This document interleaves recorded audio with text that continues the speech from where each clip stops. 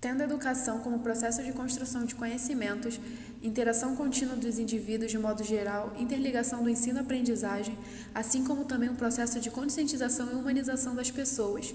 Estamos em um processo de aprendizagem e ensinamentos, uma vez que a educação está presente em todas as atividades de nossa vida, seja na religião, na arte e na escola, e na escola sendo vista como espaço ideal para a transmissão da cultura. Os professores no processo educacional e formativo têm o objetivo de estabelecer um clima de confiança e uma atitude de respeito com o aluno, e isto passa a ser um mediador nas relações educacionais dentro e fora da escola. O aluno é uma pessoa em desenvolvimento que traz consigo conhecimentos e qualidades e também apresenta muitas necessidades. Assim, o papel do professor não reside tanto na transmissão de uma série de conteúdos, mas na sua capacidade de compreender as diferenças verificadas por uma turma. Por outro lado, o professor cada vez mais tem ressentido em seu cotidiano profissional. Sentimentos de desilusão, desencadeamento,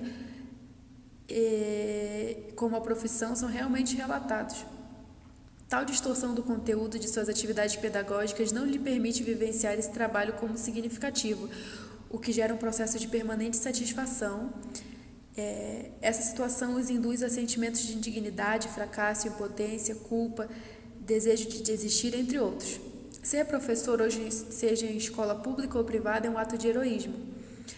A civilização moderna tem separado o mundo sentimental, racional e intelectual, e o cenário educativo tem sido ocupado por poucos sobre outros aspectos mais voltados para áreas de relações interpessoais. Infelizmente, na maioria das vezes, o que se vê neste contexto é uma relação problematizadora entre alunos e professores, estes dificultando a relação de parceria com seus alunos, fazendo com que seja bem difícil.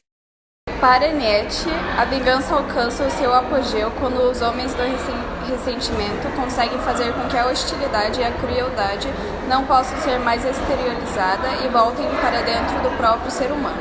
A internalização da agressividade representa não só a produção da má consciência, como também a origem da mais sinistra doença da humanidade, ou seja, a masoquista necessidade de se autoflagelar, e um dos principais símbolos do cristianismo.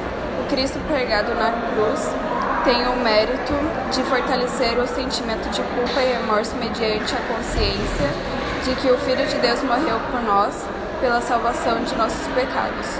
A covardia moral do ressentido o impede de expressar publicamente sua insatisfação, mas também o possibilita gozar do prazer de perceber que os mais fortes se remoem do remorso, pois tiveram a coragem de explicar sua vontade de poder.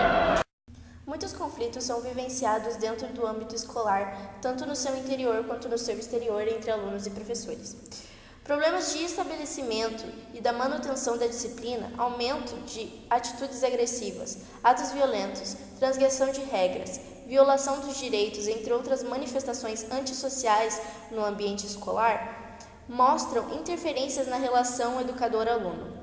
Um dos fatores que relacionam a esses conflitos é uma fase da vida na qual a maioria desses alunos estão vivenciando a adolescência, onde o corpo passa por uma série de mudanças hormonais, onde os sentimentos e comportamentos são relativos com uma moratória injusta que a sociedade lhes impõe.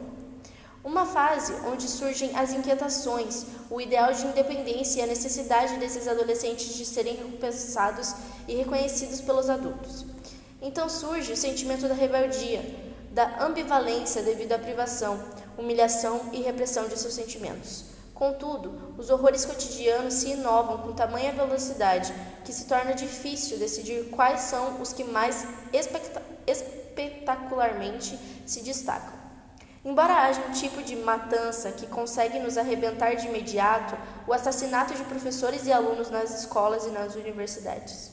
Numa sociedade onde tudo se transforma em espetáculo, surge então uma síndrome psicopatológica que ganha destaque tanto no seio da escola quanto na sociedade em geral, no qual o indivíduo mata todos aqueles que cruzam o seu caminho. São várias as formas de vingança dos alunos em relação aos professores que os maltratam no transcorrer do cotidiano das mais variadas instituições de distintos níveis de escolaridade. Ao comentar a explicação equivocada de atos de depredação e de vandalismo nas escolas ocorridos nos finais de semana seriam praticados por pessoas desvinculadas dessas mesmas instituições escolares. As várias manifestações de violência sofridas pelas instituições escolares que são ilustradas pelo descaso do poder público em relação ao provimento de condições materiais dignas para o desenvolvimento de um ensino de qualidade. Não podem obnubilar a forma de como esse caldo cultural agressivo se objetiva na imanência das violências cometidas nas escolas.